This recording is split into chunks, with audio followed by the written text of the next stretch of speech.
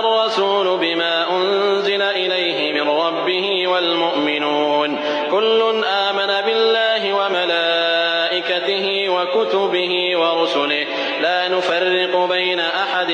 من رسله وقالوا سمعنا وأطعنا غفرانك ربنا وإليك المصير لا يكلف الله نفسا إلا وسعها لها ما كسبت وعليها ما اكتسبت ربنا لا تؤاخذنا